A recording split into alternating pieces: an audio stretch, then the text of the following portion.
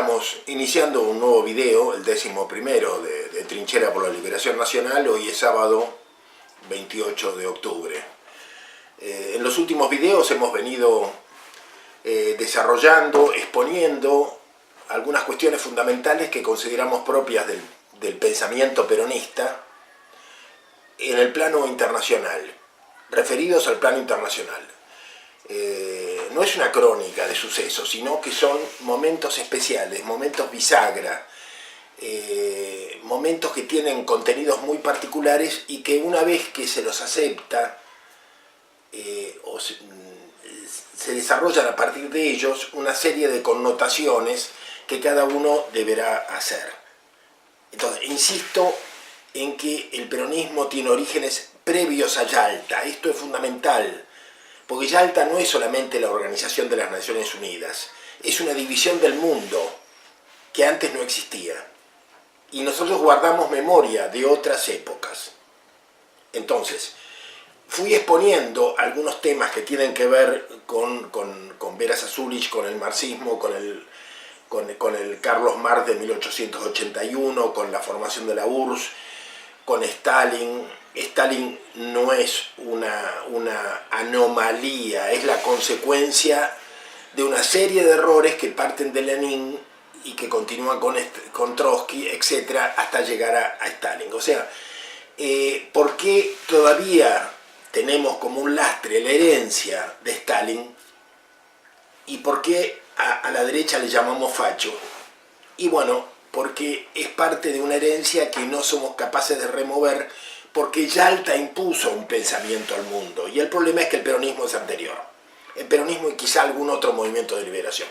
Entonces, con todo aquello vamos a la Argentina, a entender cómo nace el peronismo, porque aquí también hay mucha tergiversación. Yo discutí muchísimo este tema en la época del kirchnerismo, porque se insistía en que Forja era el eslabón entre el irigoyenismo y el nuevo movimiento popular.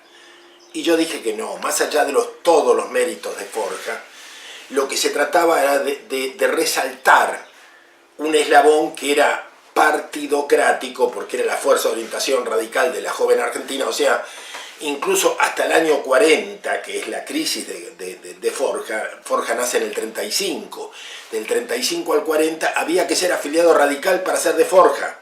Por eso Scalabrini nunca pudo ser de Forja hasta el año 40. El que se va de Lepiane vuelve al radicalismo. Entonces, eran jóvenes partidocráticos, que fueron importantes históricamente, no me cabe duda, pero no fueron decisivos en la formación del peronismo, más allá de que aportaron, sobre todo Scalabrini, y a partir del año 40 va a ser un hombre fundamental en todo este pensamiento. Pero bueno, Scalabrini viene de un grupo de izquierda, Insurrexit, que era otro grupo, había muchos grupos.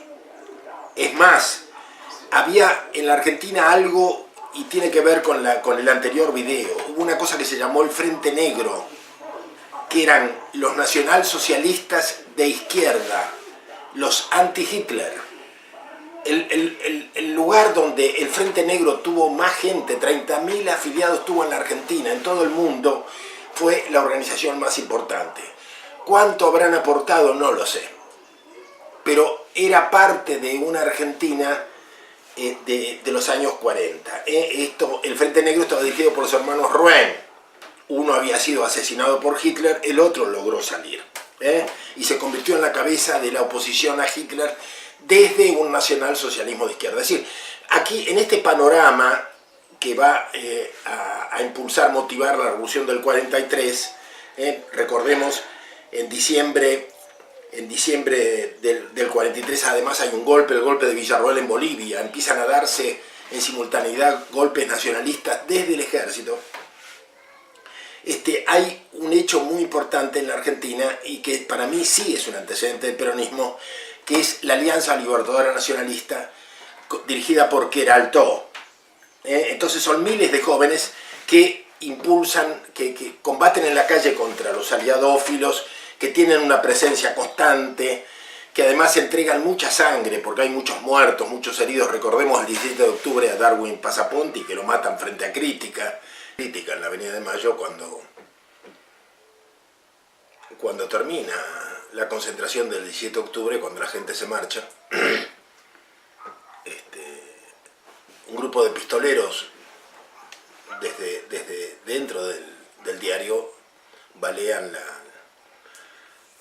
a la muchedumbre y matan a Darwin Pasamonte, que tenía 16, 17 años y era de la Unión Nacionalista de Estudiantes Secundarios, una de las principales fuerzas, una de las principales zonas en que reclutaba jóvenes la Alianza Libertadora Nacionalista. Yo recuerdo que el viejo César Marcos, por ejemplo, en conversaciones informales, pensaba que al peronismo lo había formado, por una parte, los sindicatos laboristas y anarcosindicalistas, los sindicatos libertarios fundamentalmente, y por otro estos grupos nacionalistas que aportaron la ideología. Y por supuesto Perón armó el ensamble con su extraordinario carisma y su personalidad, y lo orientó en un sentido más pragmático, por eso los problemas que tuvo repetidamente con los grupos nacionalistas. Pero dentro de un marco conceptual que es necesario tener en cuenta. ¿Por qué a lo largo de los años se van imponiendo otras interpretaciones? Bueno, y porque era necesario convertir al movimiento peronista en un partido político. Y para eso era importante el rol que podían cumplir los jóvenes radicales de Forja. Eso por una parte, ¿no? Por la otra parte, ocultar aquellos orígenes que tenían que ver con el mundo previo a Yalta, y también ligar el origen del peronismo a una entraña de tipo burguesa, ¿no? O sea, insistir en que Jauretche fue uno de los promotores del peronismo no solamente falso, es tratar de ponerle un techo al peronismo.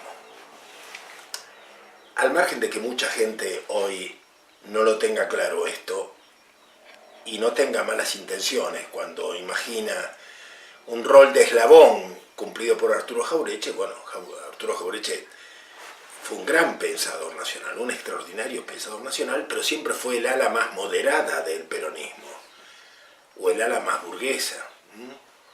Pensemos que en aquellos años decisivos del 40, 45, él era no solamente amigo, sino socio en muchas actividades de Rogelio Frigerio. Bueno, a mí me parece importante, y lo he desarrollado en algunas conferencias en la Manzana de las Luces, donde hay un instituto de estudios sobre Forja. He desarrollado esta idea de que al peronismo hay que darle su verdadero origen, ¿no? Porque ese origen, que en buena medida es libertario, le podría dar una trascendencia hoy frente al zapatismo, frente a los movimientos antinucleares o antiglobales de Europa, que no se le pudo dar en base al pensamiento puramente forjista que se le adjudicó. Esto a mí me parece que es sumamente definitorio. Más allá de las derivas del Partido Laborista de Cipriano Reyes, que jugó limitadamente bajo las presiones de los monopolios ingleses, que eran los dueños de los frigoríficos, jugó a favor del peronismo y luego le puso un freno a estos respaldos. Y hay que comprenderlo en los marcos de los enormes intereses que se jugaban en la época, en esta posguerra dificilísima en la que se movía la Argentina, donde por una parte había dirigentes de la izquierda peronista que cedían ante las presiones de Yalta, y otros, como en el caso de los grupos nacionalistas, que embestían o que criticaban el pragmatismo que no solamente posibilitaba la ruptura de relaciones con el eje, que se dio en el año 44, sino la declaración de guerra a la Alemania nazi, ¿no? Pero hay que entenderlo en las enormes tensiones de la época, ¿no? Yo alguna vez he hablado también de cómo en esos años 45-46 la Argentina estuvo sumamente bloqueada y las asociaciones sindicales norteamericanas que tenían un peso continental convirtieron a la Argentina en un país paria, en un rol que costó mucho superar. Alguna vez he denunciado también que la modernización y el agrandamiento del aeropuerto Carrasco, el convertirlo en un aeropuerto internacional, llevaba el propósito de que pudiera sustentar o que pudieran bajar allí los B-52 que portaban la bomba. La Argentina Buenos Aires fue una hipótesis atómica en época del peronismo. Muchas de estas cosas cambiaron de manera decisiva cuando Winston Churchill pierde las elecciones en Inglaterra y triunfa el Partido Laborista. Y allí el peronismo va a tener un respiro importante y va a tener un amigo, un aliado. No es casualidad que los aviadores y los diagramadores de aviones, los diseñadores de aviones alemanes, van a poder contar con las turbinas inglesas para el famoso pulque.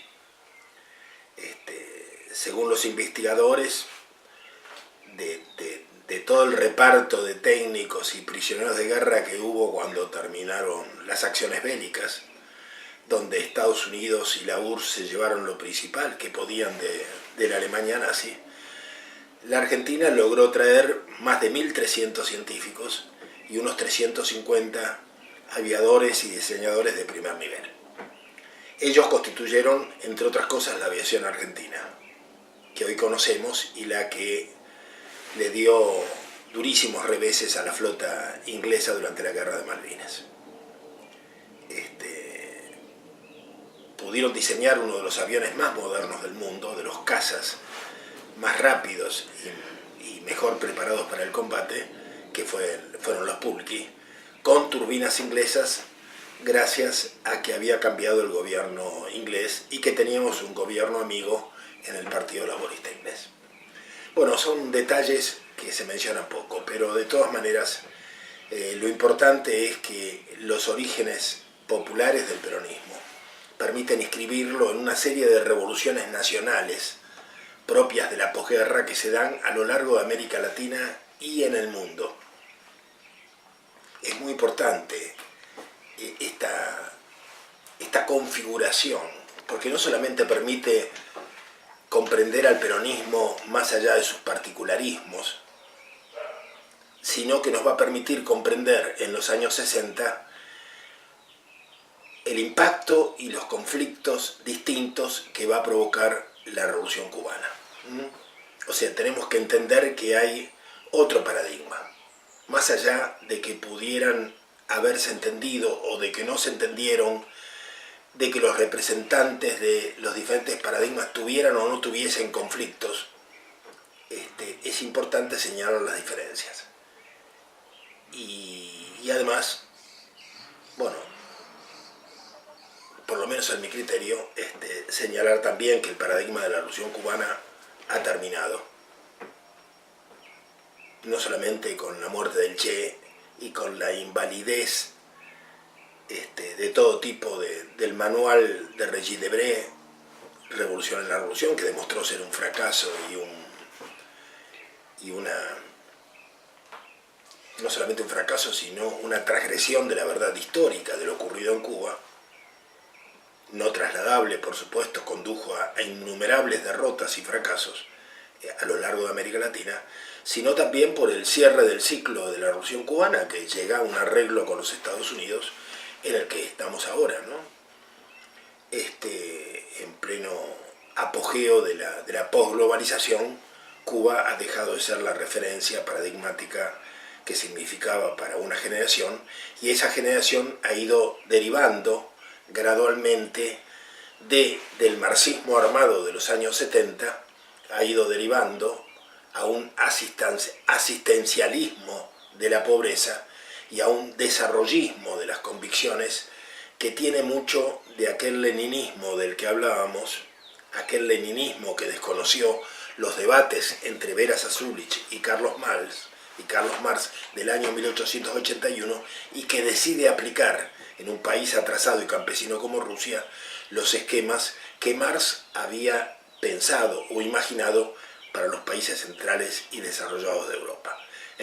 Entonces vamos viendo cómo las diferentes líneas van uniéndose y nos permiten comprender a través de estos puntos, de estos lugares bisagra, de estas citas históricas, de estas interpretaciones históricas que estoy haciendo, cómo hay un mundo que marcha, que se desarrolla por diferentes caminos, y en medio de todo esto la situación de la Argentina, que para la época y ante el ordenamiento del mundo por Yalta, tengamos en cuenta que requirió un inmenso coraje para afirmarse de la forma en que lo hizo y para asistir a los hambrientos del mundo como lo hizo, no solamente con los países de Europa, fundamentalmente con Italia y con España, sino también con Japón, donde los buques argentinos entraron con la bandera nipona en alto en un país no solamente asolado por las bombas atómicas, sino también ocupado por el ejército norteamericano. O sea, el respeto que nosotros rendimos a esos pueblos fue muy importante, y creo que muchos de ellos guardan memoria con respecto a aquellos actos enormes de valor. Seguiremos hablando en el próximo video de estas significaciones y de estas características fundamentales del proceso peronista. Gracias por acompañarnos.